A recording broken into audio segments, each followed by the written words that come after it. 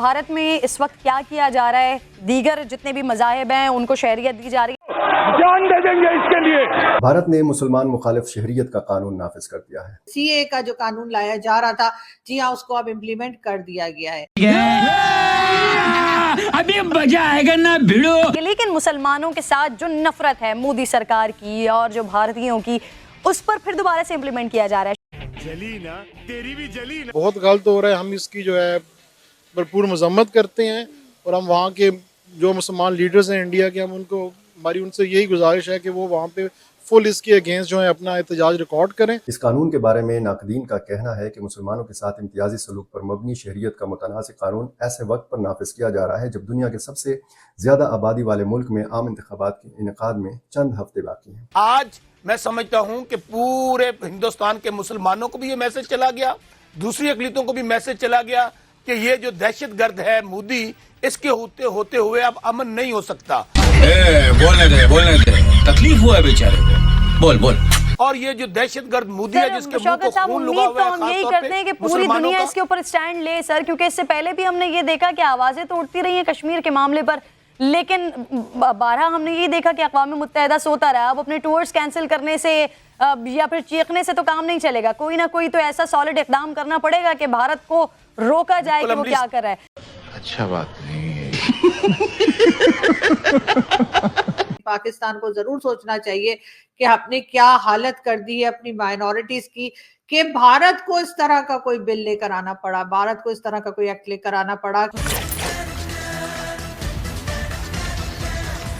नमस्कार, जय हिंद दोस्तों जैसे कि आपने क्लिप में देखा, भारत में सीएए लागू होते ही पाकिस्तानी मीडिया जमकर बवाल काट रहा है। दोस्तों, केंद्रीय गृह मंत्रालय के द्वारा सीएए का नोटिफिकेशन जारी करने के बाद अब गृह मंत्री अमित शाह ने इसके नियम भी जारी कर दिए हैं। इसी के साथ ही नागरिकता पाने के लिए अमित शाह ने एक फॉर्म भी जारी कर दिया है। बता दें कि भारत सरकार 31 दिसंबर 2014 से पहले पाकिस्तान, बांग्लादेश और अफगानिस्तान से आए प्रताड़ित गैर मुस्लिम प्रवासियों, हिंदू, सिख, जैन, बौद्ध, पारसी और ईसाइयों को भारतीय नागरिकता देना शुरू कर देगी। गृह मंत्रालय की तरफ से जारी आदेश के अनुसार पाकिस्तान, बांग्लादेश और अफगानिस्तान से आए गैर हिंदुओं को सबसे पहले खुद को इन 3 देशों में से किसी का निवासी साबित करना होगा। दोस्तों, इसी खबर ने पाकिस्तान में बवाल मचा दिया है। तो चलिए दोस्तों, इसी पर आगे पाकिस्तानी मीडिया का रिएक्शन देखते हैं। पाकिस्तान को भी सोचना चाहिए कि क्या हालत कर दी है। बाकी कंट्रीज तो चले अपनी जगह सोचेंगी जो सोचना होगा, लेकिन पाकिस्तान को जरूर सोचना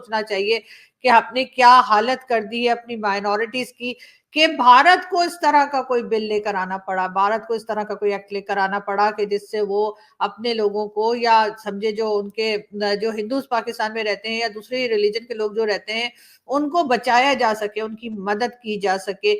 इस तरह का एक बिल, इस तरह का एक एक्ट लेकर आना पड़ा भारत की गवर्नमेंट को। और यहाँ हम बड़ा माइनॉरिटी का शोर मचाते हैं, लेकिन हमारे यहाँ उनके लिए कोई काम नहीं किया जाता। हाँ, अभी हमने 1-2 लोगों को मिनिस्टर बना दिया दुनिया दिखाने के लिए, लेकिन क्या बाकी लोग जो परेशान हैं, जिनकी जमीनों पे कब्जा किया गया है, जिनकी बेटियों बहनों को उठा के ले जाया गया है, क्या उसके लिए पाकिस्तान कुछ कर रहा है? नहीं, उस पर पाकिस्तान कुछ नहीं कर रहा और बिल्कुल खामोश है। उसके बारे में कोई बात नहीं की जा रही, इसलिए कि वो हमें मैटर ही नहीं करते, हमें फर्क ही नहीं पड़ता कि हमारे यहाँ जो माइनॉरिटीज रहती हैं या किसी भी दूसरे रिलीजन के लोग रहते हैं, उनको अगर कोई प्रॉब्लम है तो उससे पाकिस्तान के लोगों का या पाकिस्तान की गवर्नमेंट का या पाकिस्तान की पॉलिसी मेकर्स का, उन लोगों का जो पाकिस्तान को चलाते हैं, उनका कोई लेना देना नहीं है। वो उनको बहुत ही हल्के में लेते हैं, बल्कि उनको इस बात से फर्क ही नहीं पड़ता कि वो लोग परेशान है। कई फैमिलीज ऐसी हैं, मैंने आपको पहले भी बताया, जो जिनसे मैं डायरेक्टली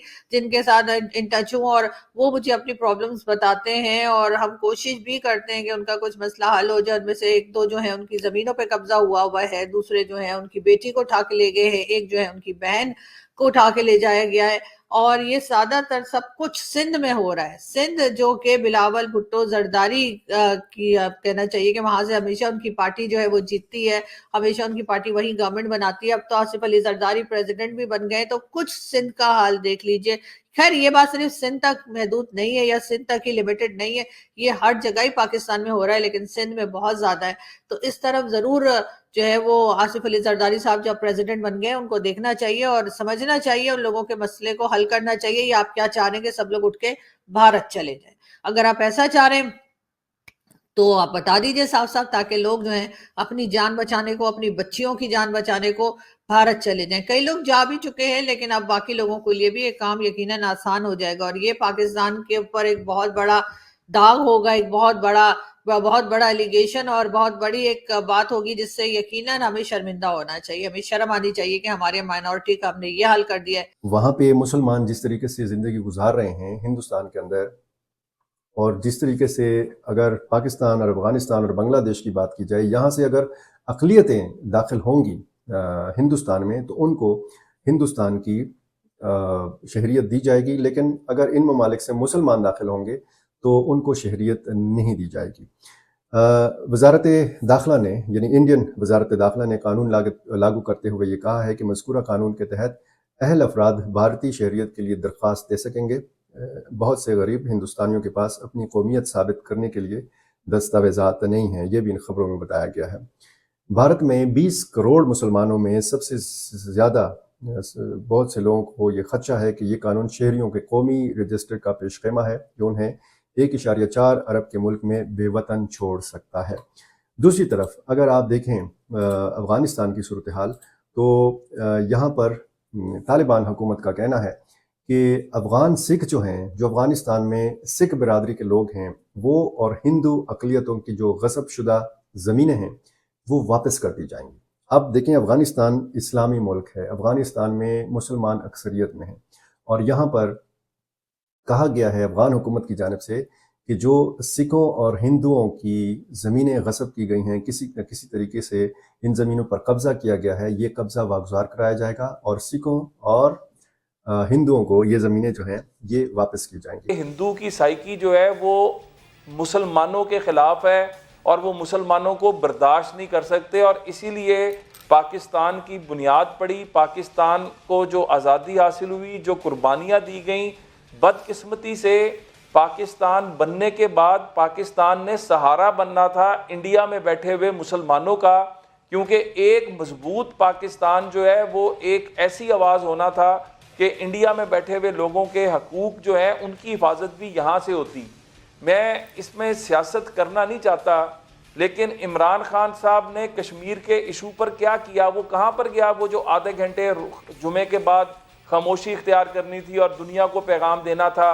OIC के अंदर कितनी जो है वो हमारी मीटिंग्स हुई।